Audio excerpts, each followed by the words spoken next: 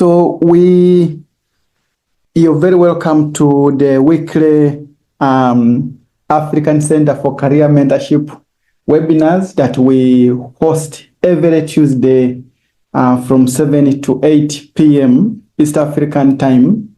And today we are discussing a very important issue, that is writing a winning cover letter.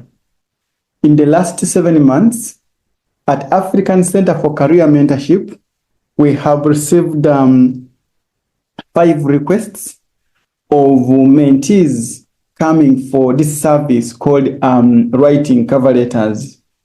What we observed from the 5 people who came for this service is that they did not know what to write and how to craft a winning cover letter. And so we said today we will have a session where we will provide guidance on how to write a winning and an impressive cover letter. Now, like the name reads, and from the way it is spelled, the word cover. So in other words, it's a front page, and it is aligning or escorting, in quotes. I'll use the word escorting in quotes. It's escorting a number of documents that you're going to attach to it. In most cases, either you're writing a cover letter for a job application. That's what most of our mentees have come to us consulting on. Or you're writing a cover letter for a scholarship application. Actually, you can also write a cover letter for a potential supervisor or potential employer. So the most important thing is, what should you put in this cover letter? It's extremely important to understand the details or what you are preparing to respond to. It's very important for you to understand what attachments you are going to put behind this cover letter, because you need to refer to these attachments in the cover letter. I will unpack those 2 things in the cover letter. So I'll begin with the first bit, which is, what are they looking for in the candidate? Are they looking for somebody with the skills in this, with competence in this, with expertise in this? Where do you get that information?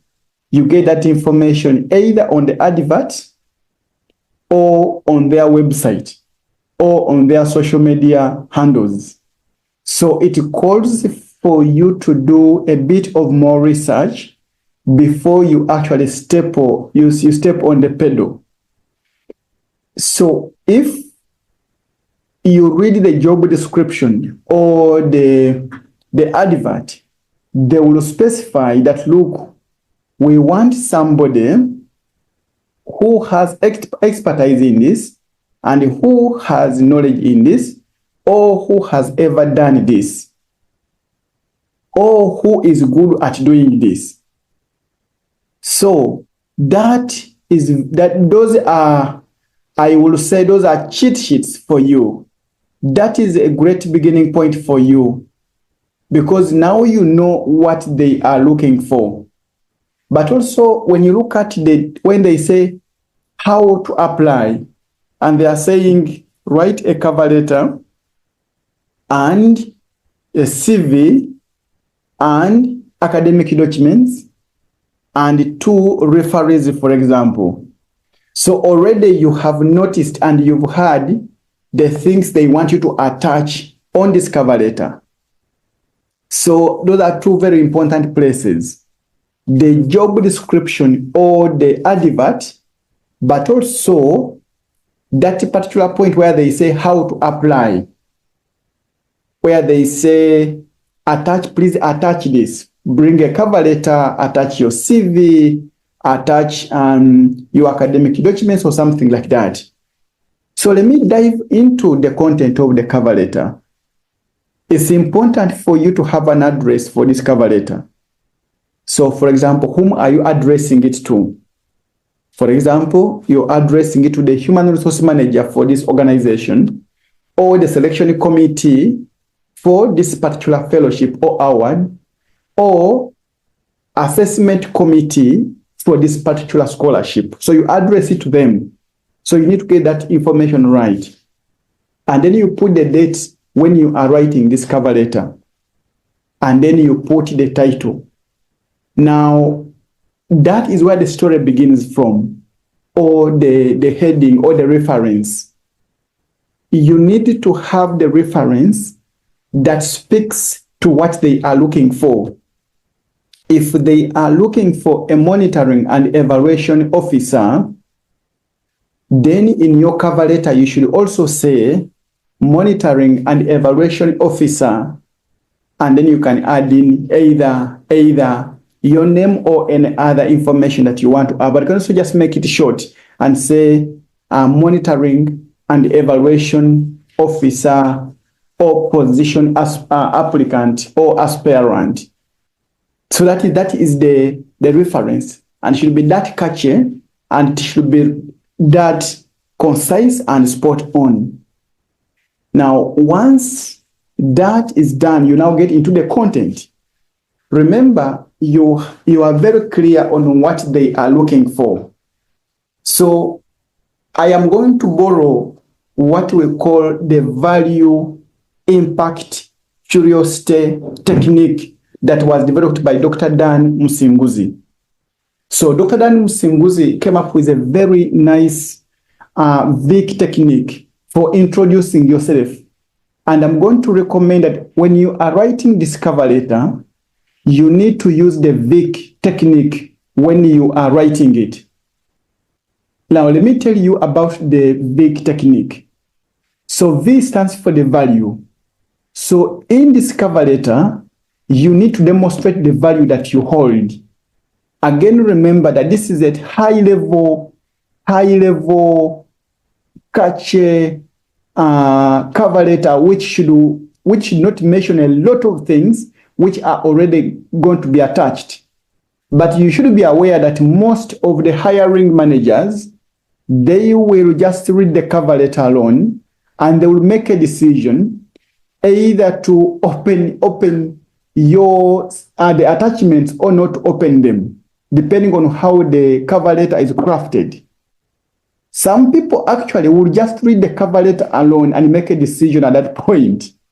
And that is why you need to demonstrate the impact that you've had in the society or in the previous work you have been at or you've been working in using the VIC technique. So the first thing is the value. What value do you have? And then the next thing is the impact you've created in the previous workspaces, but also in the society.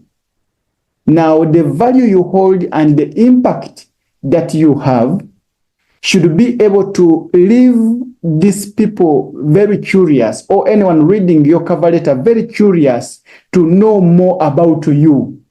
Now, it is the curiosity that you have created in the cover letter that makes them to open your CV, which is the first attachment. It is the curiosity you have created that makes them to open your academic documents. It is the curiosity you have created that makes them open your referees, or to makes them to call the referees that you put there. So extremely important. It is the curiosity you have created in the value and impact that makes them to search about you online, specifically either on LinkedIn or any other professional body. For example, if I told you are applying for an academic position, for them to go to check on Google Scholar and see how you're faring. If you are applying for a job opportunity, they may want to check on your LinkedIn and say how you have been doing and what do you post there. They may also check on your X depending on what they mostly use or they mostly prefer. They may also want to see either you have been following the organizational social media handles or not, because you following their organization, you following their works, it shows that you are really interested in them. You are interested in working with them. You are updated on what they have been doing. So that is the VIC technique, which was developed by Dr. Dan Musinguzi. So let me come here now in the VIC technique.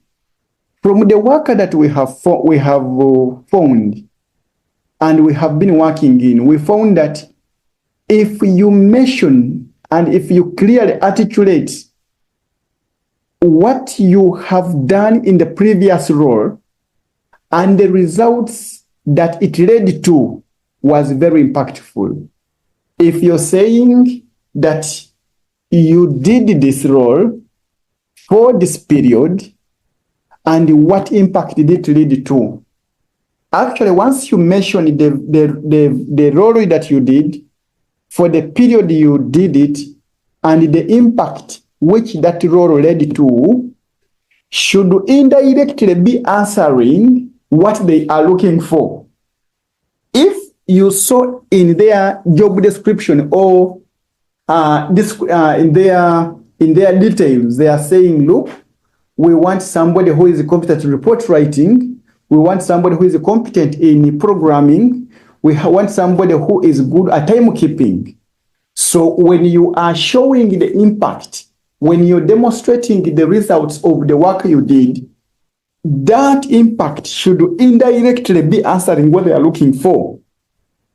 So you should say, I initiated this, or I co-founded this, which transformed this number of lives.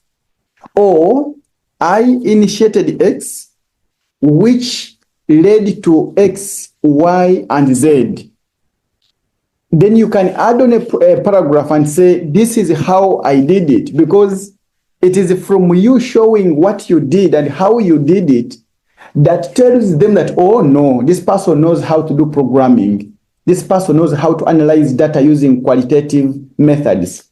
This person knows how to actually critique scientific paper. This person actually knows how to chair and manage a meeting. So I felt that should clearly come out. So you're saying, I did this, that led to this, and then you're adding a very short, high-level summary of how exactly you did it. So in so doing, you're demonstrating the value that you have. You're demonstrating the impact you created, because you're showing that I initiated this, which led to this. I started this, which increased from this to this. That is impact. And like I've mentioned, you must be very intentional in choosing what you're putting in there. You need to put the catchy and you need to put there the catchy statements and also the catchy words, which indirectly answers what they are looking for in the job description. And once that is done, you can now make reference and tell them that attached is my CV, attached is my academic documents, attached is the referees that you can consult for more information about myself or about my candidature. So from the work we have been doing with the mentees who came to us, their biggest problem was the impact they have created in the work they have been doing. They were really struggling. They didn't know, and they couldn't ever mention what they have been doing in their previous roles. If somebody says, I have been a research assistant collecting data, and you ask them, what impact have you created? They couldn't ever articulate what they have been doing or contributing to defined projects, but also all defined programs. So if you want to craft a winning cover letter, which is our talk today, you need to step back and have multiple meetings with yourself, like Dr. Dan calls it. You need to have multiple meetings with yourself and understand what value you have and understand what impact you've created. Again, do not forget to align to what they are looking for. You could have created impact on another aspect, a defined aspect, but remember they are looking for X. So you need to ensure that actually you are speaking to what they are looking for. Like I told you that once you are clear and you know what they are looking for, you can scoop this position or you can scoop this opportunity very, very well. So that is the guidance that we wanted to share with you this evening. And so we are happy to get comments, but also input on how you can make a winning cover letter. So thank you so much for listening.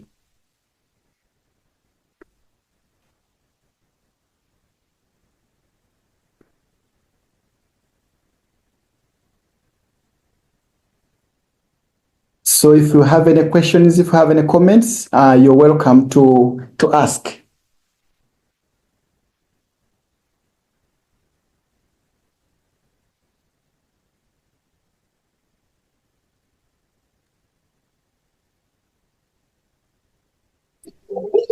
Good evening, everyone. Yeah, good evening. Personally, I'd just like to appreciate the presentation. It was either welcoming, and I understood that I really have to present my roles specifically, showing my contribution, not just saying putting the designed roles of a position. Yes.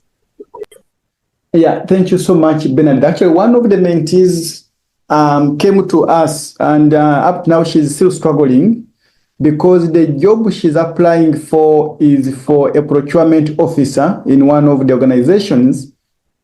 And what she was putting in the cover letter, and she was saying that I am a determined person, I am a resilient person, just because those were the key personalities or the key aspects the job was looking for.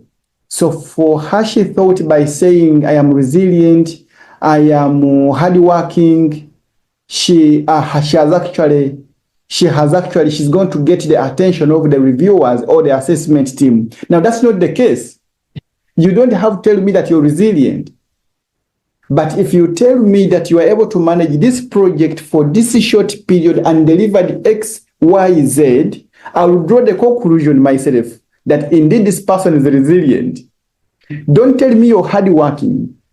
But if you're telling me that you were managing this project at the same time when you were doing your master's program, at the same time when you are a mother of 4 and you are actually working in another place, I would say, wow, this person is good at multitasking.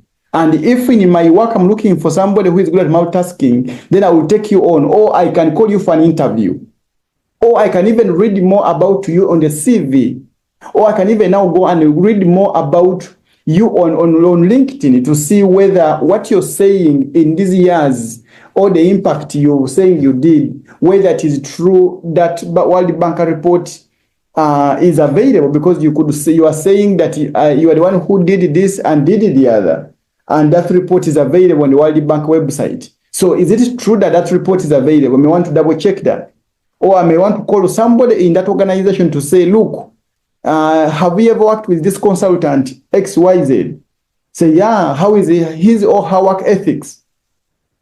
So you will not be invited for interviews, or you will not impress the assessment team by telling them that you're hardworking, or you are a focused person, or you are a resilient person. No, demonstrate it.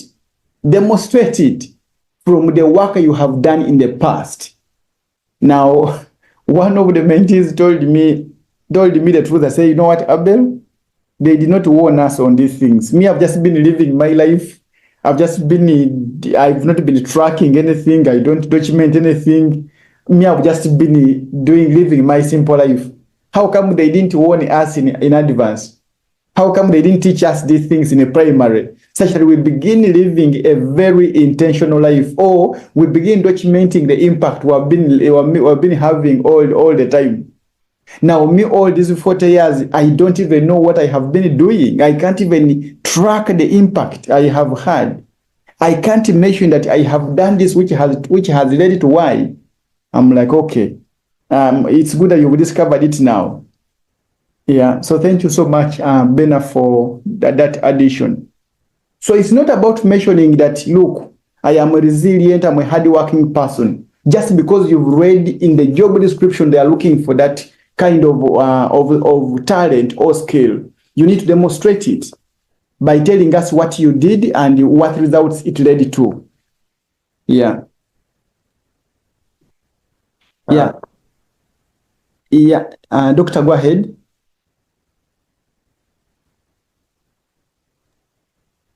I think Mariam can go first. I'll go next. Okay. Maria, go ahead. Thank you so much, our presenter, for this insightful presentation. This is a very crucial issue that most of us have been struggling with. However, I noted that we are very few on the call. I think people have failed to log in. Because personally, I had failed to log in. I just logged in by chance. If there's a way you could maybe post it or redo it, because I'm sure so many people have just failed to log in, and yet this is very critical. Thank you so much. Oh, apologies. Sincere apologies. And I put off my internet, so I didn't even know what was happening. But my IT person has heard, and our communications person has heard, and she's going to rectify that. Apologies for that. And Doctor, you want to say something? Oh, yes. Thanks so much, Abel, for that nice presentation. Actually, you mentioned on something quite interesting, and I keep really telling my mentees about this. You don't need to tell us that you are resilient. About in telling than showing than demonstrating. You show us. The magic is give me the evidence and leave it up to me to make the conclusion that you are resilient, you are hardworking, you are researching, something like this. I use a very simple example. Like, do we go around telling people that me, I'm a gentleman, me, I'm a lady, or me, I'm a man, or me, I'm a woman? No, we don't tell anyone. But the way we dress, the way we talk, the way we take ourselves, somebody can make a good conclusion that, Abel is a man. But you don't move around telling people that I'm a man or I'm a woman. No. The way you do your things will make people make conclusion. So it's the same, one example, but it's the same principle when it comes to these things of writing letter. Don't tell us. Show us, demonstrate. And another point that I would like to make is that the cover letter, whereas it's about you, but the hiring person or the one who's going to give you an opportunity must see themselves in that letter. Meaning, it doesn't mean that all the contributions you've made must make it to the letter or to be mentioned in the letter or to be showcased in the letter. It's only those that are relevant to what has been presented in the job description that must appear. So that, I use a very good example, sell what the buyer is willing to buy or what the buyer is buying. So if they are saying that they're looking for somebody who is good at research, go back to the impact you created before or the value you created. Are there any examples about research? Pull that one, because you may have other outstanding impacts or contributions, but they don't relate to what the job description is looking for or is stating. Then you miss the point. And this brings us to a very interesting point, that you must have an